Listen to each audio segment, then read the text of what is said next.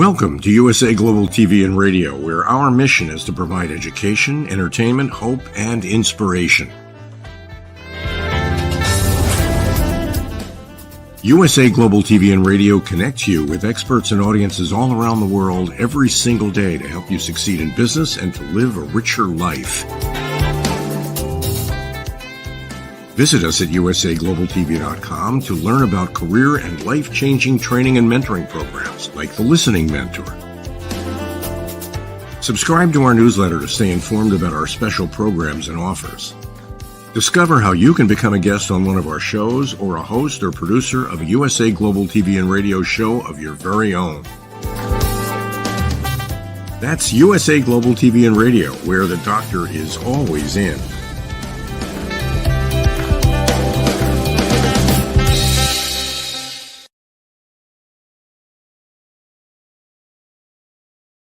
Hello and welcome to USA Global TV and Radio. I'm Dr. Jacalyn Kerbeck, and our show today is the Film and Music Show. We have a very special guest backstage. Before we bring out our guest, let's welcome the star of our show. It's Dr. Madalene Chan. Welcome. Hello. Hi, Dr. Jacalyn. Oh, it's so good to be back for the Film and Music Show. It's fabulous. Yes, it is. How have you been? Not too bad. I've been out in the garden today because there's a skip coming tomorrow. So to make sure that the garden is all done. So it's really nice. It's such nice being with nature. So yes. What's a skip? Oh, sorry. A skip is like a large metal container that people come along to deliver the skip, and then you throw the bags of compost or old furniture, and they take it away, and you just you pay for that. I mean, like junk removal. Yeah, junk removal. That's what I like that. I prefer that. That's a great name, actually, for it. Junk removal. Dr. Chan, for people who haven't met you before, they want to understand what you do and how they can work with you. You are an incredible vocal coach. I've been working with you for a while. You are an author. You are someone who's been on the charts, on the Billboard charts, and you just find this way of using the child inside you to inspire all of us. Tell us a little bit more, and then we'll bring out our guest. Well, first and foremost, Dr. Jacalyn, I've always followed my creative heart. I've never really worked for a company, a big corporate company or anything like that. That's why I've always been in between jobs, and that's allowed me to have the time and space to evolve my creative heart. And I love helping people to awaken to their highest potential through their creative heart. With their art, with their creative, whatever they like to do, to awaken their voice and become stronger, which will have a positive effect in their life. And that's what I like to do. Fantastic. Can you tell our audience about our guest? Yes, of course. Oh, my goodness. Well, the next guest, his name is, our guest today on the show is Daniel Dargue. And Daniel, he actually does a trades of that's considered, how can we say, using a lot of his hands and very manly. But what's wonderful about him, he combines that with his feminine energies, and he remains himself. He doesn't copy anyone. He's not frightened. He has no fear of expressing who he is. And he makes that known. And that's what's lovely about him. He's really, and he's here he's in the studio. So let's bring him through. Daniel Dargue. Welcome to the show, Daniel. Nice to have you. Nice to be here. Really, I thank you for the opportunity to speak. Daniel, you have a huge following on Twitter, which I think is, I've never done well on Twitter at all. What is it you want people to know about you, and why are so many people following you? Well, I've always said I reckon the main reason why I think a lot of the popularity came from was this main word that I like to use, this word that I repeat countless times, and it's juxtaposition. I think it's a very powerful thing. The combination, the contrast between that kind of manly, the very manly trade of blacksmithing, that of course it's just overall stereotypes in all fashions of media is becoming it is really strong and manly as possible, when really I believe there can actually be quite a lot of interchangeable, more feminine traits involved with blacksmithing as well, which I've encountered all throughout my career of being a blacksmith. I've been a blacksmith for 6 years now, so I've encountered a lot of people, and I feel my story reflects a lot of people out there who are trying to be more feminine in potentially male trades. So when people see me actually proving those thoughts real, into tuition, they want to see more, so they click follow. So I genuinely, I think that's the main reason why I think I attract so many people. It's mostly juxtaposition. Thank you so much for sharing that. For people who don't know, can you give us a little bit of background? What does a blacksmith actually do? Yes, of course, yeah, and hell, that's something as well that's extremely filled with misconception and its own its own uphill stream to try to fight against. And yeah, blacksmithing, the best way I can describe it is it's a very, very widespread trade in terms of metalwork, usually deriving from old 4,000-year-old techniques from all the way up from the Bronze and Iron Age. And I like to replicate. I'm what's known as a technical blacksmith. So there are three main types of blacksmithing, and a lot of people might know the one of them, which is called farriery, to be a farrier, which is to make horseshoes. So a lot of people understand, and that's the case. But we can make absolutely anything that you can see that's out of metal, from gates to sculptures, fences, and just even jewelry. There are such a widespread in terms of if it's made of metal, we can most likely make it, and we'll make it by hand, and we'll make it with all of the resources we can, of the human body, a lot more than, for example, big machines and big factories making these mass-produced products. We just like to put quality over quantity. So blacksmithing is something hard to put into just a small group. It's just a massive, varied trade, just like woodworking. So yeah, that's what I would say. Thanks so much for that. It sounds like you're a creative artist. Yes, I mean, I there is definitely art in all fashions of blacksmithing, in my opinion, and there are different variations of it. But I see myself as an artist, definitely. I see a lot of my friends and peers as artists, even though some of them don't usually want to admit that, strangely. And in every capacity, even though we'll sit and design something that's quite functional sometimes, that function comes with so much form alongside the function that, of course, I can think it's an artistic thing. It's of course. I will show you some pieces later, and it will just prove to you that it's an art form, no matter what you're making. So yeah, I would agree. Fantastic. Thank you. I've got some more questions, but I'm going to go over to Dr. Chan so I don't hog all the show. I'm just shocked. I'm absolutely shocked, because Daniel is my brother's boy. They're the family, and so I knew Daniel when he was younger, and I didn't know that he was into being a blacksmith. I mean, a blacksmith is considered, how can I say, a lot of kids and kids your age type of thing are at college doing, digital, doing the techie world. Yeah. What is the demand for, how can I say it, people at your age, your generation, in the line of work that you do? What is it in demand? I'm confused. Well, it certainly is in a lot more demand now than it used to be. Back when back when you used to know me as a kid, it was a lot less a lot less likely for the youth to get into blacksmithing.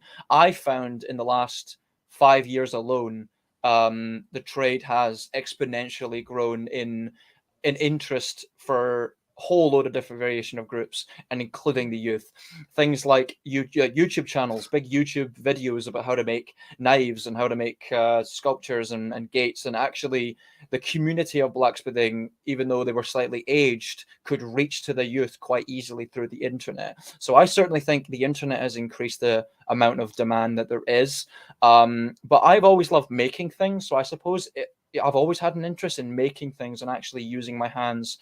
I've always been a more practical learner, for instance. So I think anyone who has an interest in making things can go into blacksmithing, and they'll find something they want to do. So when it's just educated to the youth that it is a possibility, it is an actual option for them, even an education standard, they can even do, you can even do degrees in blacksmithing, which is most people don't even know exist.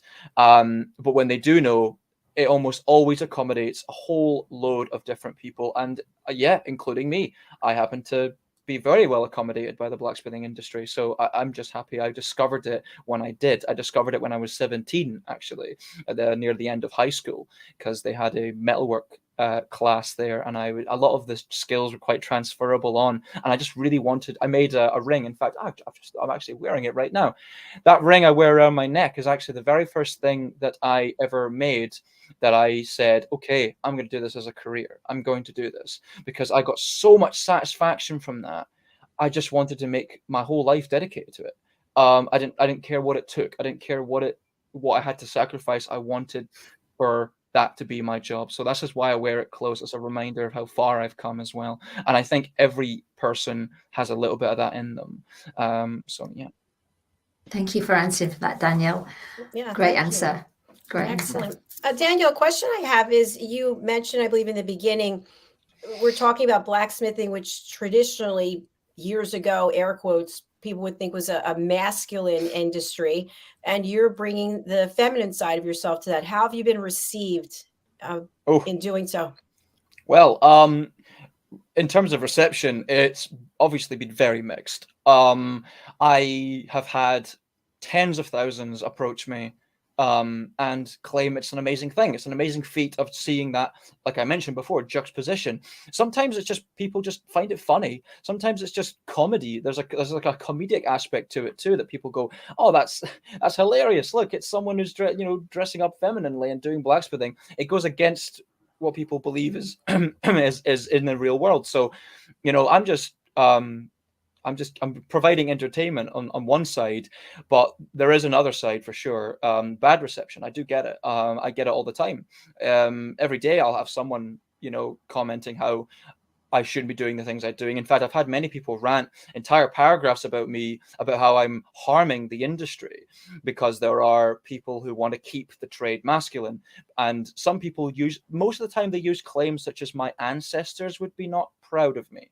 A lot of them use those types of claims, saying that the old blacksmiths would despise such things. But I think, from doing blacksmithing, which is something that's the actual trait that they don't have, actually being a blacksmith, there's so many varied things in the trade that you can do anything to your heart's content, and you don't have to use brute strength, which is something that's very deemed a masculine thing. In media, in movies and TV shows, you're going to see blacksmithing with big, thumping hammer and anvil, usually shirtless men with aprons on. That's what it is. It's got this connotation, those connotations, but it's not, in reality, it's not that. In fact, I coincidentally happened to go between almost every single female blacksmith teacher in the UK. I didn't realize that was actually a coincidence. I just thought, hey, there's actually a lot more women in the industry than I realized, but actually it certainly is male dominated.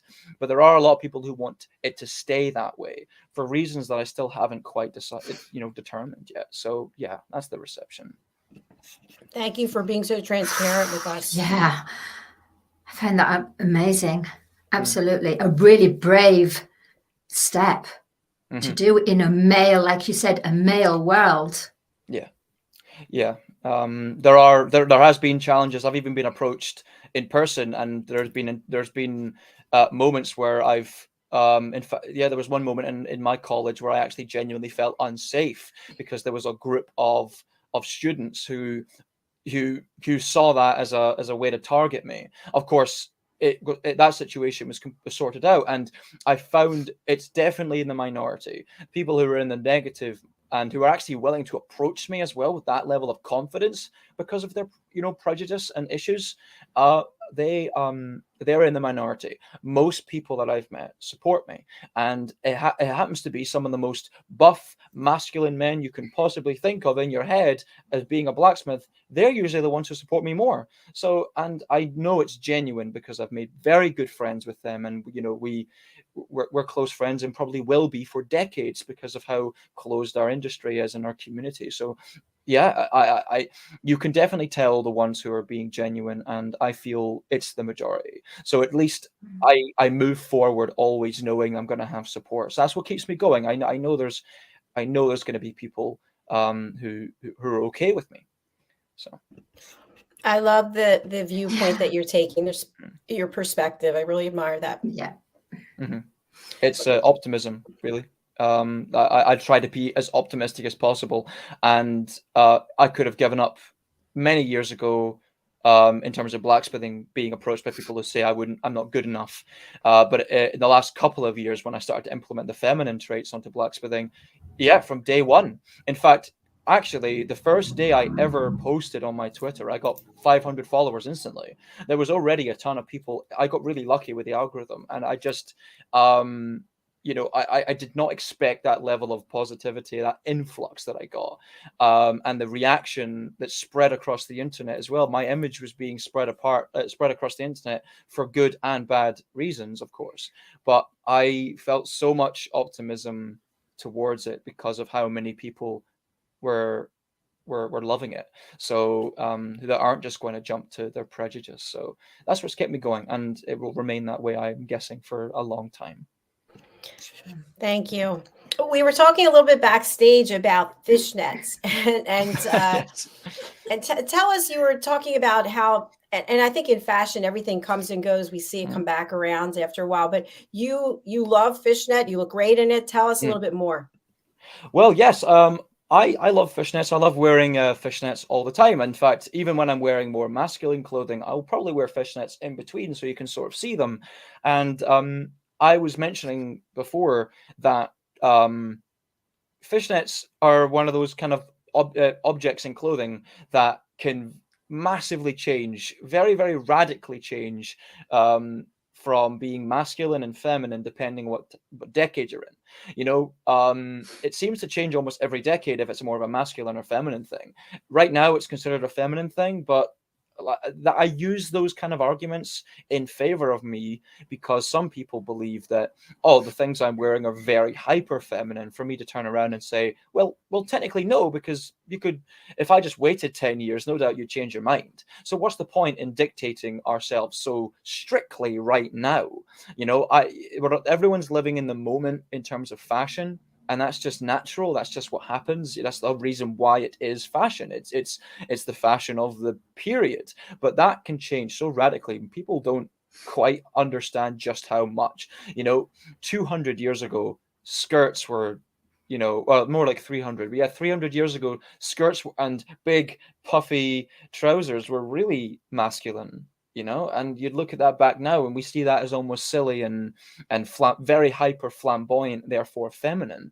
Back then, it was considered peak masculinity. So it's silly to box ourselves in these little boxes. If you want to wear something, wear it, because no doubt 10 years it might change in your favor anyway. Yeah, that's very true. Be yourself. Mm-hmm. Yeah, I appreciate that. We had also talked before the show began about how people can judge us. They judge us based on what we're wearing, what they think of us. They don't even know us. And I know the three of us here are really very much about leading our lives with our hearts and giving people a chance and judging someone and how they treat us and how we treat them. What are your thoughts about this, Daniel? Yeah, no, it's really, really important. I think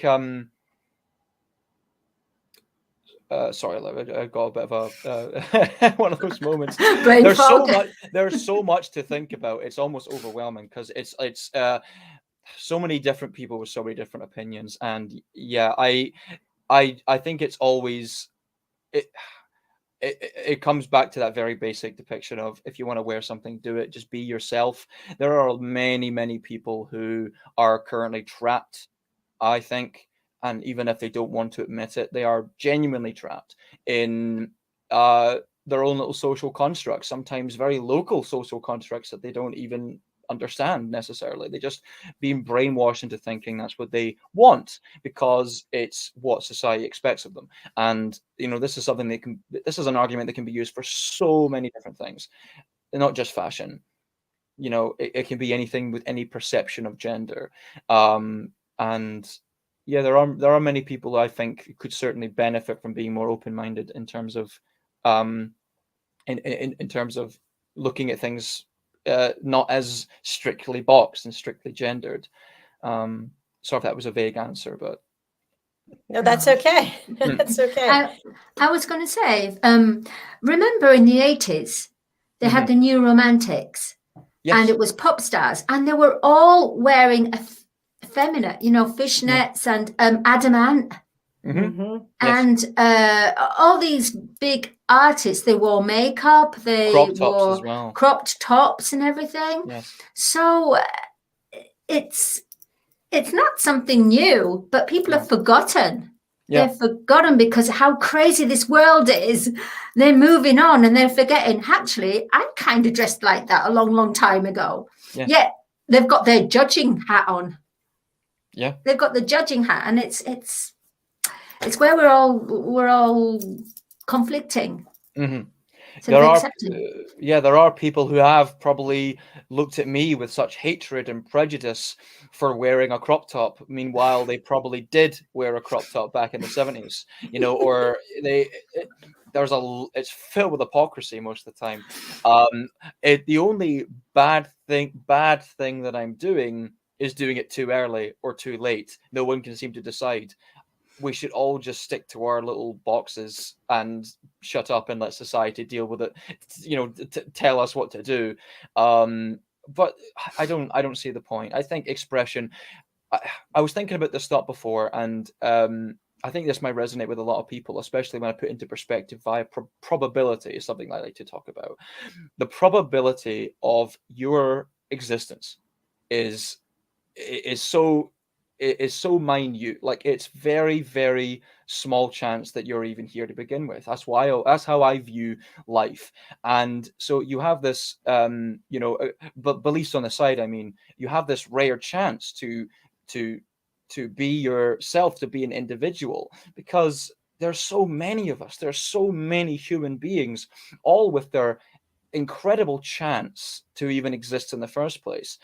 Why not just do things the way you want to do them, and the amount of variety that can exist, because there is tons of variety. Think about how much the variety is already in every conceivable part: personality, interests, people who nerd over certain topics. I'm a massive astronomy nerd myself.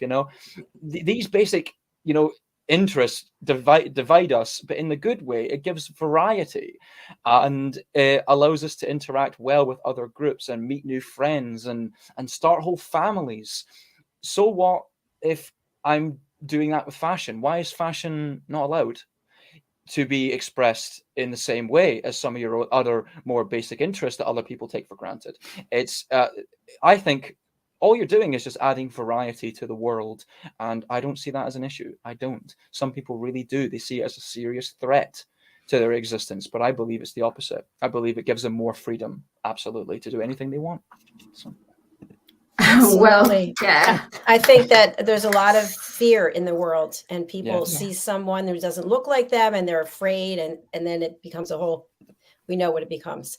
The fear of the unknown. Yeah, exactly. We've got a comment from our friend Gaffa, who's joining us from Ghana. Yes, Dr. Jacalyn, many people judge a book by a cover. Such do humans judge others too. Judging at first sight is truly bad.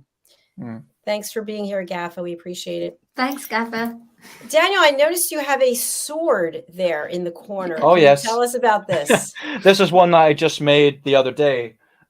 This is one of my commissions. It was a kind of a rapier style side sword kind of design. It doesn't have any finger ring guards or anything. It's very simplistic, but it was only a lower budget design. And yeah, this is just my most recent blade. It's very light. It's only 490 grams, and it's only about a meter long, so it's super light. But this is an example of what the pieces I can do. I do custom commissions from my Twitter message board. Most likely that's how people contact me, and they just ask for things to be made. And this is an example of something. They give me a rough idea. In fact, this actually had the classification of, hey, I would like a sword that was quite easily wieldable by someone who's smaller. And so, yeah, someone said they're quite a feminine, small person.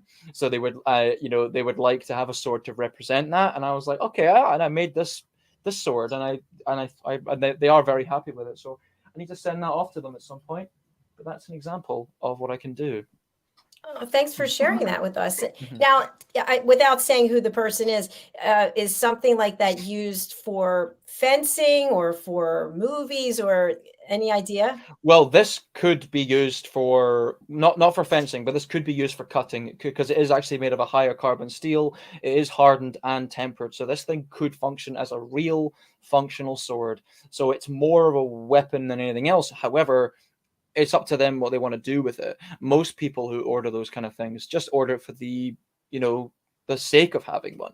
They'll probably chop bits of fruit in their back garden, that kind of thing. That's probably what they're going to do with it. And it will be able to hold up. It's not just a wall hanger, but it also looks good. So I have had pieces that get sent out, and the person comes back to me saying, oh yeah, I'm just hanging it on my wall. That's all they want to do with it. And some people will just pay the extra anyway for the sake of being a real sword, just so it ticks the box saying that it's real, so they can show off to their friends, and not have any real use for it.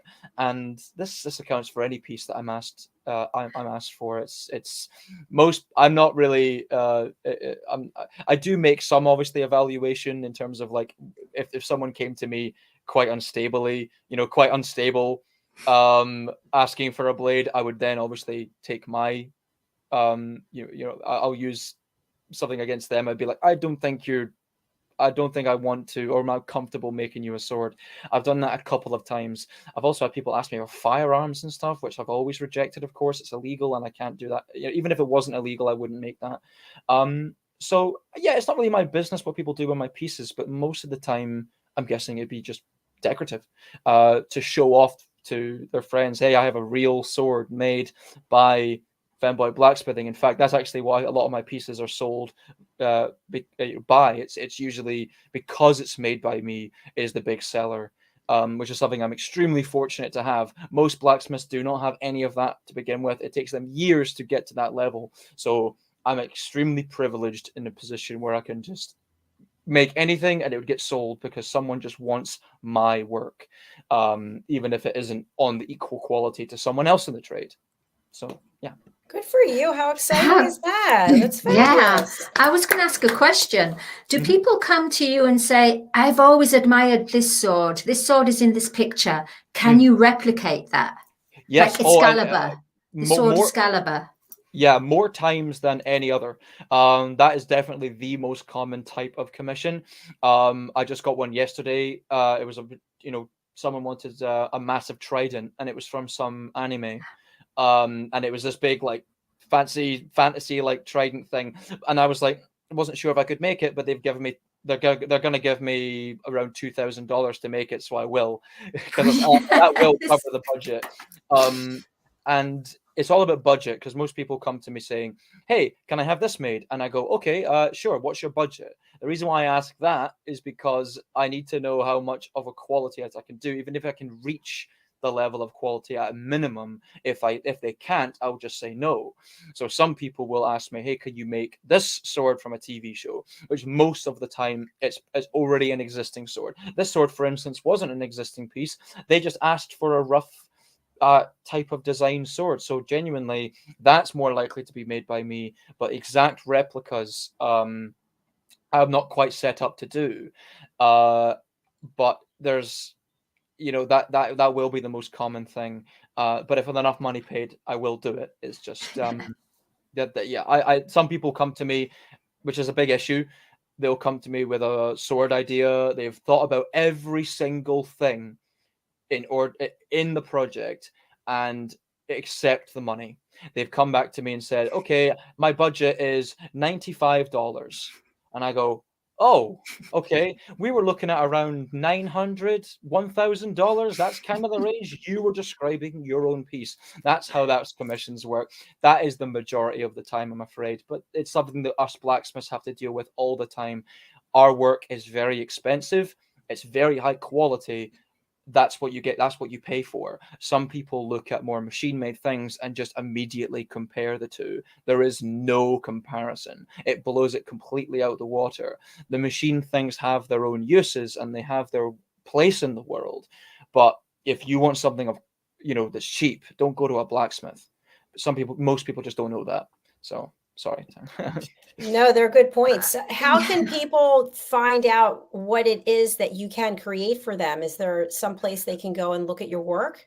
Well, usually they'll ask me that question individually, and then I'll just post them a portfolio. I do need to get myself some actual physical portfolio, which I'll have an actual physical portfolio, but I haven't got one online yet. Because on Twitter you can't really make those types of things. It's usually just one-time posts. And every time someone asks for an example of my work, I've got loads of variety. It's just, I don't really have an individual place yet, and it certainly is an idea. I'm now 6 years in, and I reckon the last 3 years I've made some amazing pieces to show off.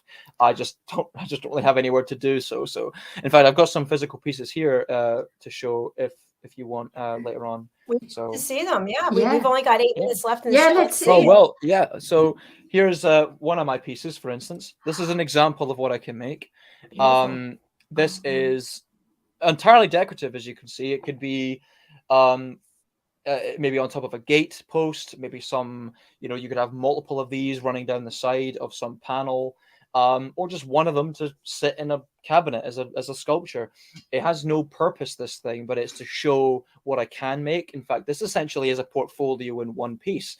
You've got 3 different types of scrolls here, and you've got this steel leaf design, which is all fully traditionally made, hand forged. No machines were used at all. This is 100% made by my 2 hands. So how long did that take you to make? Oh, this was massively exaggerated because this, in terms of time, because it was an assignment that I had to do, and I was doing all the assignments at the same time. But I reckon I could make this in, about a day. I reckon about a day. So that's about a day's work right there. So like a full day, and that's I would say 12 hours of that. Oh my gosh, it is. I was just thinking, Dr. Jacalyn, your logo for Dr. Jacalyn. Can you imagine it being in iron? Yes. Amazing. Amazing. I can see that. I can see an ad as well. Daniel. We do have a comment. Sorry, one of our viewers writes, "Oh no, I missed part of the interview." Okay. That's all right. We will be replaying the interview tonight and also tomorrow morning, and you can go to our YouTube channel, USA Global TV and Radio. Daniel, what else do you have there?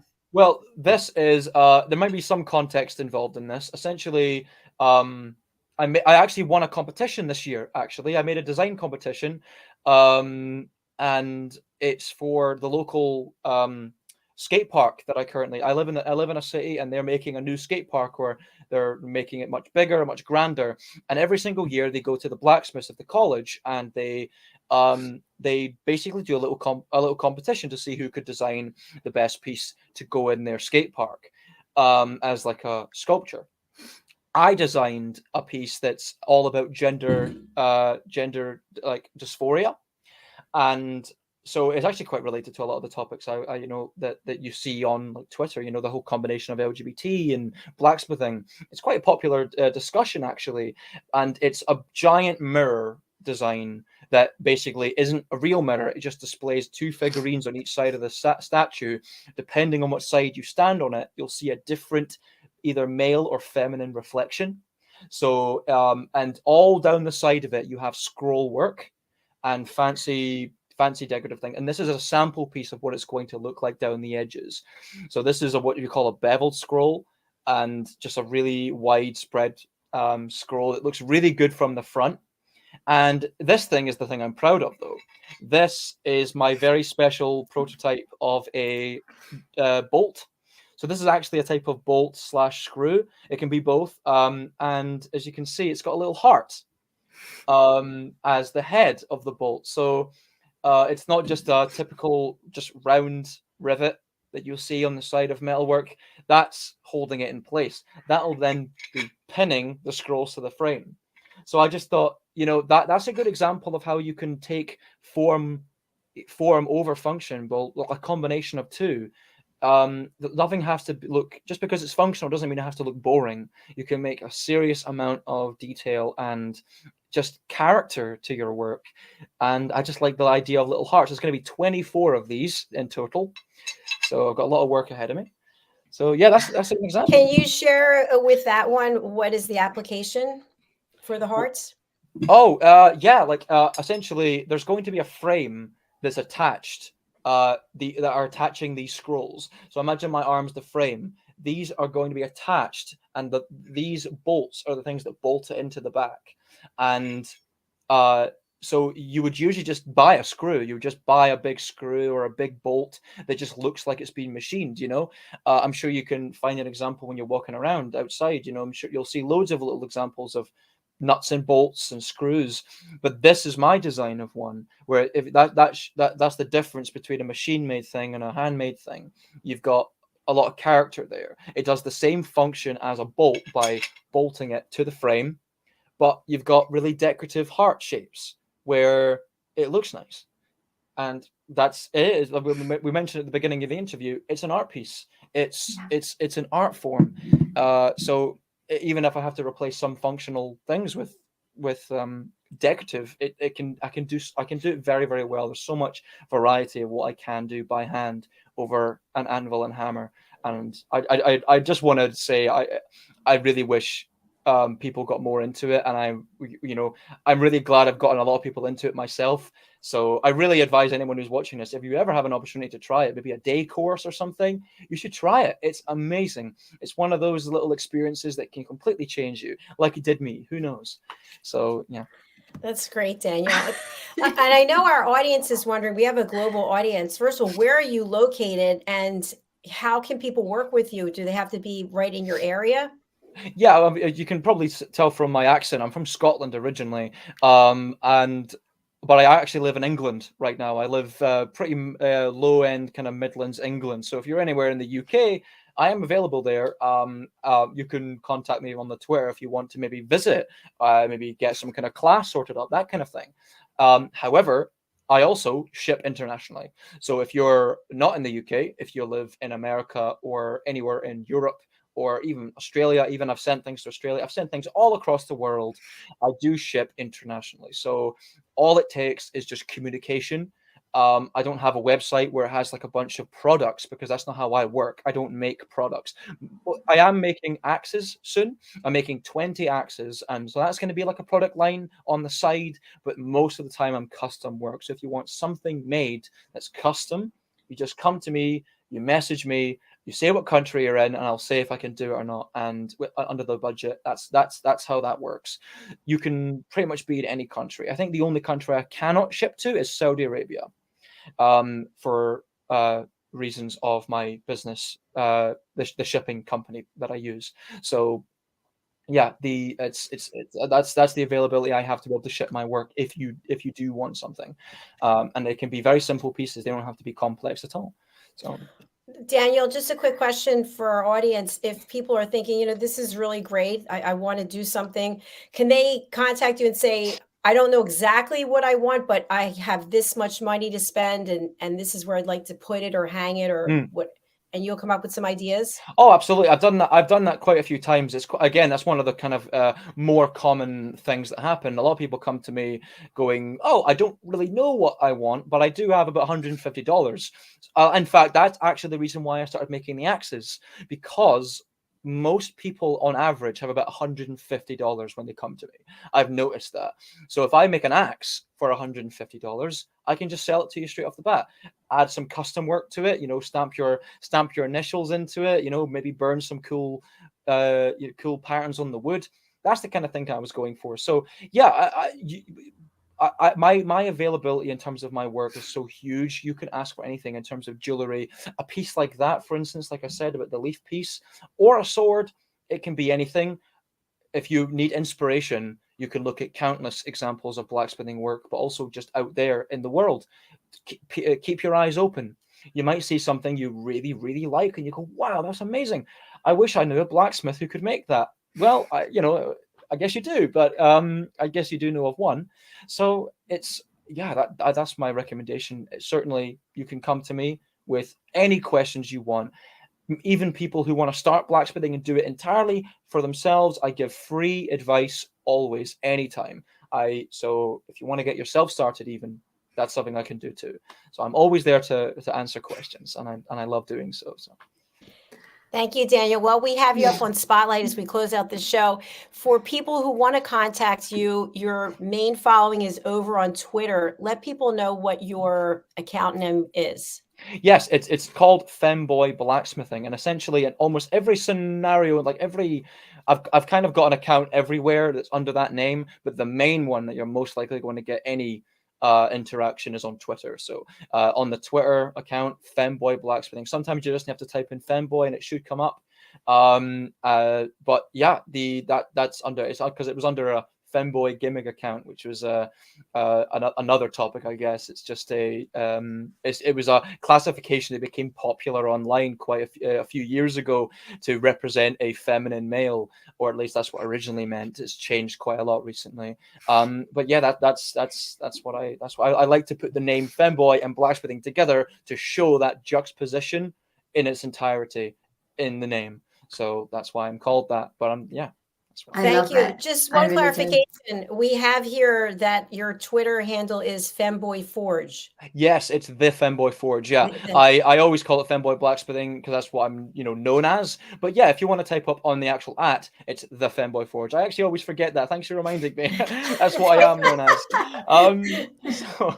People are like searching, like, wow, I can't find him. So, all right, that's fabulous. So everybody now knows a blacksmith who is open to creating whatever it is for you for a personal or professional business, whatever it is that you're looking for. Madeline mentioned logo. That's a great idea too. So Daniel, thank you for being here with us. We'd love to have you back on our business show or any of our other shows where you feel there's a good alignment for you and your work. So we appreciate it.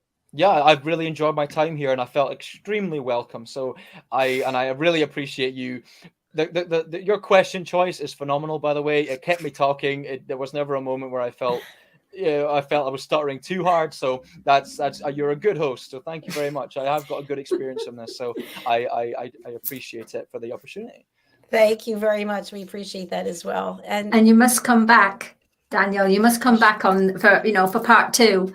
Because we need to talk about the vibration of the metals and all this, what it does to you, and that that would be really interesting as well. Yes, I can I could do a full. I can talk about blacksmithing for 3 hours straight. So you've got to be careful with that, because that's what I might end up doing. So, but yes, there's a course there. Yeah, absolutely.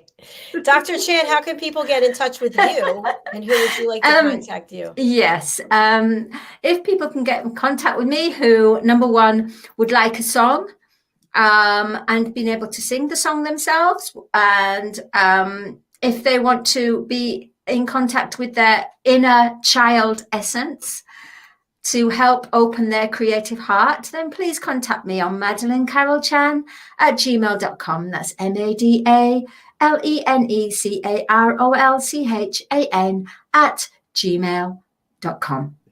I do believe you were singing that. I love it. Very good. I think I got that from Caroline.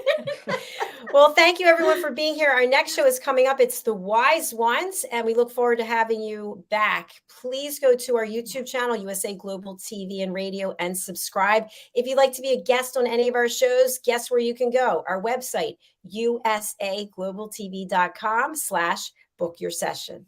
All right, we're signing off for now. Daniel, thank you very much for being here. I really enjoyed meeting you. Thanks Look forward again. to seeing you again. And thank you, Dr. Chan. It's great seeing Thank you you, as well. Dr. Jacalyn. Goodbye. Thank you, Daniel. Bye, everyone. Bye. Bye. Bye-bye.